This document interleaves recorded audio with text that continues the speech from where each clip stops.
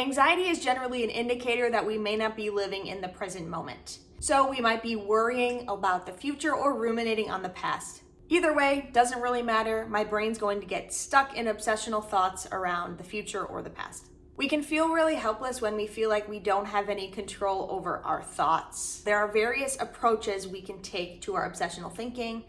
This is really a video of me exploring this a little bit more because it is something I've been struggling with. So I'm gonna have two different methods. One is called trying not to think about the thing, and the other method is intentionally thinking about the thing. And each of these have their pros and cons. It totally depends on the situation. So before I get into those two approaches, let me lay the foundation. The foundation is basic human needs. I find that sometimes when my obsessional thinking is really bad, it's because I need sleep, or I haven't gotten enough sleep, or I'm hungry, or I haven't moved in forever. Sometimes my brain is so tired it cannot get off the same circuit or think rationally anymore. So that is why I'm going to prioritize basic human needs. And then once we have that foundation, we can continue to the other two approaches. Let's start with trying not to think about the thing. I love this method if it were to work, and sometimes it does work. So really what we want to do is distract ourselves as much as possible. If we have an obsessional thought loop that keeps happening, what is a very distracting activity or engaging activity that's going to pull us in to have us start getting some new blood and new thoughts up there? Try to think about the things that you do sometimes where it feels like hours pass by and you don't even notice. Those might be some of those distracting activities for you. However, not thinking about the thing doesn't always work because it can actually make you think about the thing more.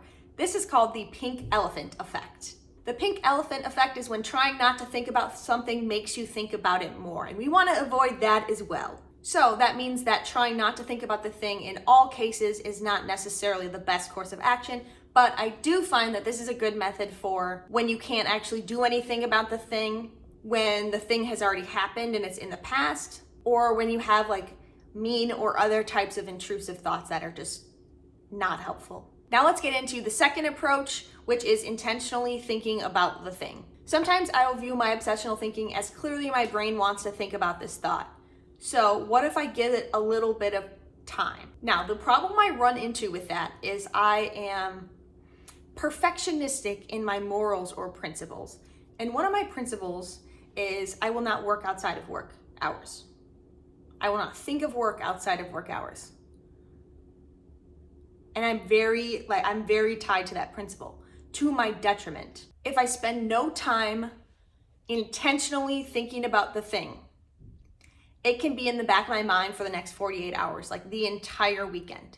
But if I spent maybe 10 minutes to an hour working on that thing or intentionally engaging with that thing, I can actually spend the next 48 hours without that thing at all.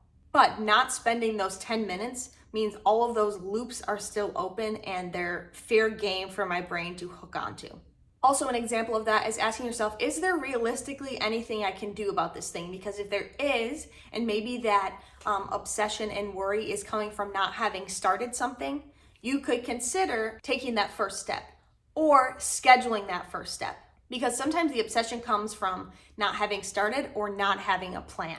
I find that intentionally thinking about the thing is good for when something is coming up in the future, when something has something that could be done in about less than an hour or so that would make you feel better, or if it's processing an event that has taken place already, so you can think about that event, process it, and then close the loop. Now, all of this is easier said than done. You can also do what I call a combination. This is a combination of trying not to think about the thing and actively thinking about the thing. So it can go in either order or back and forth or a sandwich or whatever. For example, you're gonna put the thing away and distract yourself until X time when you've decided to actively engage with it. Vice versa, you could try to intentionally engage for 10 minutes, 30 minutes, then put it away and distract yourself from it, knowing in the back of your mind that you've already engaged for the time being. And so your mind doesn't have to continue on that loop. Now, these are all ways that I'm sort of trying to make sense of what our brains do, and this is not necessarily what they're going to do, but I hope that some way of thinking in this video might have helped you when it comes to obsessional thinking or thoughts that you cannot get out of your head. That is the end of this week's video. Thank you so much for watching, and I'll see you in my next one. Bye.